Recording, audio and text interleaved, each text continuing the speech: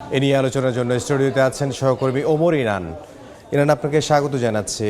আজকে তো যুদ্ধের 10ম দিন এবং এই যে সংঘাতের সবশেষ পরিস্থিতি যদি একটু জানাতেন। গতকাল আপনি জানেন ইমদাদ যে তেহরানের প্রথমবারের মতো জ্বালানি স্থাপনায় যখন হামলা হলো তখন আসলে আমরা দেখেছি যে আকাশে যে কালো মেঘের কুণ্ডলী এবং অস্বাভাবিক যে আসলে প্রকৃতি সেটির প্রভাব এখনও তেহরান জুড়ে রয়েছে এবং যুদ্ধের দশমতম দিনে এসে যুক্তরাষ্ট্র এবং ইসরায়েল আপনি জানেন যে তেহরানের পাশাপাশি এখন তারা কোম শহরকেও নিশানা করেছে। বিশেষ করে তারা কিন্তু বেছে বেছে একেবারে বেসামরিক স্থাপনাগুলোতেও তারা হামলা চালাচ্ছে, যদিও তারা অস্বীকার করছে। আপনি জানেন শুরুটাই হয়েছিল আসলে বেসামরিক স্থাপনায় হামলা দিয়ে, যেটি একটি এলিমেন্টারি স্কুলে ছিল। আমরা যদি একদম সবশেষ তথ্যগুলো দেখি তাহলে দেখব যে এই যুক্তরাষ্ট্র ইরানের যে অভিযান সেটি ইসরায়েলের অভিযান সেটি ইরানের অব্যাহত রয়েছে।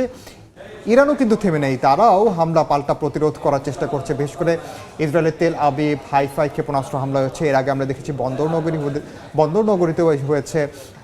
একইভাবে তেল আবিবের বেশ কিছু ভবন আঘাতপ্রাপ্ত হয়েছে, ক্ষতিগ্রস্ত হয়েছে। তবে বেশিরভাগ মানুষই আপনি জানেন যে আসলে নিরাপদ আশ্রয় বা বাংকারে চলে গিয়েছিল, যে কারণে আসলে ইসরায়েলের পক্ষ থেকে এখন পর্যন্ত তেমন প্রাণহানির খবর আসলে পাওয়া যায়নি।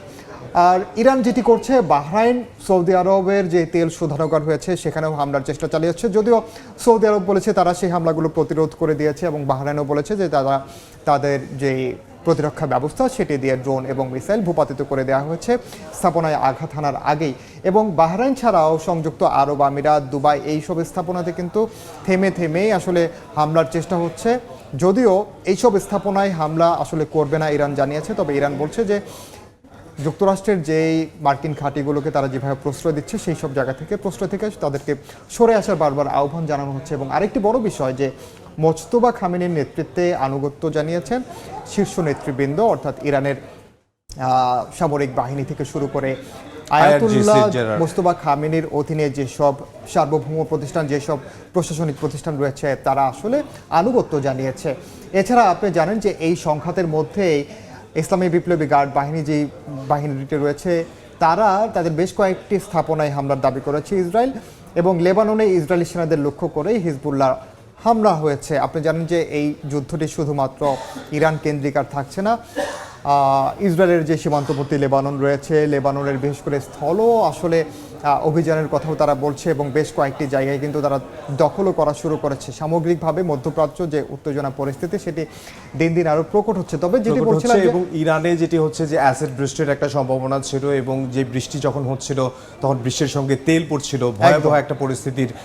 এই ভয়াবহ পরিস্থিতির মধ্যে তাদের সর্বোচ্চ ধর্মীয় নেতা নির্বাচিত হয়েছে এবং সর্বোচ্চ ধর্মীয় নেতার প্রতি আনুগত্য স্বীকার করেছে। একদম ইমদাদ, আপনি জানেন যে ইরানে উল্লাস করেছে সমর্থকরা। ইরানের আসলে উল্লাস তো রয়েছেই। ইরানের যে সর্বোচ্চ ধর্মীয় নেতা নির্বাচন আসলে তাদের জন্য খুবই গুরুত্বপূর্ণ ছিল, কারণ এই অভিযানের শুরুতেই আমরা দেখেছি যে সর্বোচ্চ ধর্মীয় নেতা আসলে আয়াতুল্লাহ আলী খামেনিকে তারা হত্যা করেছে এবং কার নেতৃত্বে আসলে ইরান চলবে এমন বিষয় বারবার চলে আসছিল। কারণ আপনি জানেন যে বেশ কিছু বিষয় কিন্তু সামনে আসে, বিশেষ করে যুক্তরাষ্ট্র বলছিল তারা আসলে শাসক পরিবর্তনের জন্যই কিন্তু এই হামলাটা করেছে। যদি আসলে নতুন নেতা নির্বাচিত হয়েছে, একদিকে আপনি জানেন যে তার বাবা অর্থাৎ আয়াতুল্লাহ আলী খামেনির মৃত্যুর পর ইরান এখনও শোক পালন করছে, 40 দিনের তারা শোক ঘোষণা করছে এবং এই শোকের মধ্যেই নতুন নেতা নির্বাচিত করেছেন। তারা যেমন উল্লাস করছেন ঠিক একইভাবে এখন আসলে সামনে আসছে যে এই মোজতবা খামেনির সামনে কি কি চ্যালেঞ্জ রয়েছে। বিশেষ করে তার বাবা যেভাবে আইআরজিসি থেকে শুরু করে ইরানের প্রত্যেকটি সামরিক আধা সামরিক বাহিনীকে যেভাবে নেতৃত্ব দিয়েছেন, সবাই যেভাবে আনুগত্য মেনে নিয়েছেন,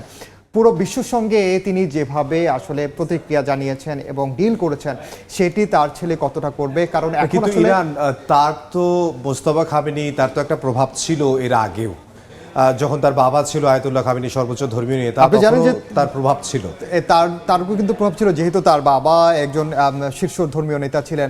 তিনি আনুষ্ঠানিকভাবে সরকারি কোনো আসলে দায়িত্বে না থাকলেও তার বাবার ছেলে হিসেবে তিনি বিভিন্ন জায়গায় কিন্তু আসলে যেতেন এবং তার যেই সেই নেতৃত্ব দৃঢ়চেতা মনোভাব সেটি কিন্তু বজায় রেখেছেন এবং মানুষ তাকে আগে থেকে সমীহ করতেন। এই চ্যালেঞ্জ মোকাবেলা করা, যেটি আপনি বলছিলেন, চ্যালেঞ্জ আসলে তার সামনে আছে সে মধ্যে কিন্তু ইরান যেমন আসলে যুদ্ধের কারণে একটি চ্যালেঞ্জে, আপনি জানেন যে এই যে গতকাল যে জ্বালানি স্থাপনায় জ্বালানি মজুত আকারে হামলা হয়েছে সে কারণেও কিন্তু এখন নাগরিক জীবনেও কিন্তু সেটির প্রভাব পড়তে শুরু করেছে। কারণ আপনি জানেন যে ইরান কখনোই আসলে তেল নিয়ে গ্যাস নিয়ে তাদের কখনো চিন্তা করতে হয়নি, দাম নিয়ে তো অবশ্যই না। তাদেরও আসলে দৈনিক কতটুকু তেল নিতে পারবে তাদেরও একটি সীমা বেঁধে দেওয়া হয়েছে গতকাল থেকে।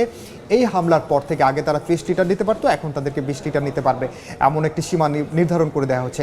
ইরানে যেমন করে আসলে তেলের প্রভাবটি পড়ছে, যুদ্ধের প্রভাব পড়ছে, পুরা বিশ্বেও আসলে এই প্রভাবটা পড়ছে। আমরা দেখতে পাচ্ছি যে এই জ্বালানির দাম কিন্তু বিশেষ করে ইউরোপের দেশগুলোতে কিন্তু হু হু করে বেড়েছে এবং শুরুর দিনে আমরা দেখেছি 50% পর্যন্ত বেড়েছে। এবং এই সপ্তাহে জ্বালানি সংকট নিয়ে ইউর যে সমন্বয় দল রয়েছে তারা জরুরি বৈঠকে বসবে। শুধু ইউর সমন্বয় দলই নয়, এমনকি জ্বালানি মজুদ নিয়ে আসলে কোন দেশের কী পরিমাণ জ্বালানি মজুদ আছে, তারা কতদিন চলতে পারবে সে নিয়ে শিল্পোন্নত দেশগুলোর যে জোট রয়েছে G7 তারাও কিন্তু আলোচনায় বসবে। এছাড়া আপনি জানেন আমাদের যদি এশিয়ার কথা বলি, এশিয়া অঞ্চলের কথাও যদি বলি, ভারতে কিন্তু এর মধ্যে চাপে পড়ে গেছে। তারা তাদের দেশে এলএনজির দাম বাড়াতে গতকাল বাধ্য হয়েছে বিগত কয়েক দশকের মধ্যে, এবং যে কারণে তারা কিন্তু বড় ধরনের সংকটের একটি আশঙ্কা করছে। চীন আবার চেষ্টা করছে নিজস্ব যে পরিশোধনাগারগুলো রয়েছে, বিকল্প উপায় আসলে কিভাবে ব্রেন্ট অয়েল বা অপরিশোধিত তেল আনা যায় এনে তারা সেখানে পরিশোধন করে। সবচেয়ে বেশি তো আসলে বিপদে পড়ার কথা চীনের, কারণ চীনই তো সবচেয়ে বেশি আসল আসলে ক্রেতা, মূল ক্রেতা ইরানের তেলের। এবং আমরা যদি ইরান বাদেও যদি সংযুক্ত আরব আমিরাত, কাতারের কথা বলি, তারাও কিন্তু উৎপাদন কমিয়ে দিচ্ছে, কোনো কোনো জায়গায় বন্ধ থাকছে, যে কারণে আসলে সংকটগুলো বাড়ছে। আসলে তেলের দাম যেমন করে বাড়ছে, তেলের দাম বাড়ার সঙ্গে সঙ্গে আপনি জানেন যে আমাদের যে দৈনন্দিন জীবন যেটি, সেখানেও কিন্তু এর মধ্যে প্রভাব পড়তে শুরু করে। বিশেষ করে স্বল্পোন্নত দেশগুলো কিংবা তৃতীয় বিশ্বের যে দেশগুলো, তাদের অবস্থা, সংঘাত হয়, যখন যুদ্ধ লাগে, তখন বড় দেশের থেকে ছোট দেশগুলোই আসলে সবচেয়ে বেশি ক্ষতিগ্রস্ত। আর সবচেয়ে বড় কথা, এখন পর্যন্ত আসলে দেশগুলো তাদের যে মজুদ দিয়ে সেটি দিয়ে চলছে, যে কারণে তাৎক্ষণিক প্রভাব এখনো টের পাচ্ছে না, কিন্তু এই টেরটি আসলে পাবে আগামী ঠিক 2 থেকে 3 সপ্তাহ পরে, যখন মজুদ শেষ হতে শুরু করবে এবং সরবরাহ যখন সংকট আরো তীব্র আকার ধারণ করবে।